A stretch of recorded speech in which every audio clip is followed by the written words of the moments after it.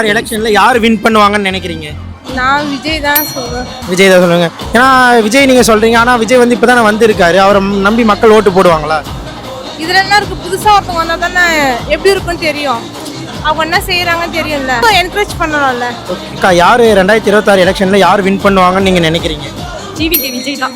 TVK Vijay தான் நினைப்பாங்கன்றீங்களா? எப்படி? ஏன்னா அவங்க வந்து இப்பதான் புதுசா வந்திருக்காங்க, வின் பண்ண சான்சஸ் இருக்கா? மக்கள் நம்பி ஓட்டு போடுவாங்களா? கண்டிப்பா நல்லது பண்ணுவாங்க. நல்லது பண்ணுவாங்க நம்பி. 2026 எலெக்ஷன் வரப்போதில்ல, அதில் நீ யார் ஜெயிப்பாங்கன்னு நினைக்கிறேன்? டிவிகே. டிவிகே தானா? எப்படி சொல்ற? அதான் அப்படியேண்ணா. அப்படிதானா? அதுதான். நீ யாருக்கு ஓட்டு போடுவ? டிவிகே. ஓட்டர் ஐடி இருக்கா உங்ககிட்ட? இல்ல. அப்புறம் எப்படி போடுவ? எங்க அம்மா இருக்குல்ல. சப்போஸ் உங்க அம்மா போடலனா சண்டை போடுவோம். சண்டை போடுவியா? ஆனா கன்ஃபார்ம் டிவிகே தான் ஜெயிக்கும். கன்ஃபார்மா தளபதி தான். டிவிகே தான். எப்படி சொல்றீங்க? ஏன்னா இப்பதான் வந்திருக்கு புதிய கட்சியா.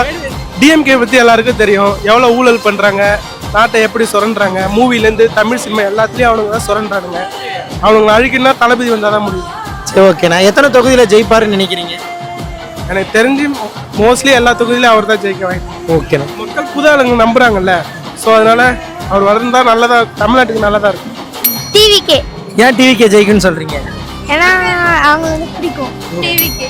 ஏன் டிவிகே வின் பண்ணுவாங்கன்னு ஜெயிக்கிறீங்க நினைக்கிறீங்க? விஜய் வந்தா நல்லா இருக்கும்னு நினைக்கிறேன். இல்லை, இப்போ அவர் புதுசாக வந்திருக்காரு, அவரை நம்பி மக்கள் ஓட்டு போடுவாங்களா? போடுவாங்க.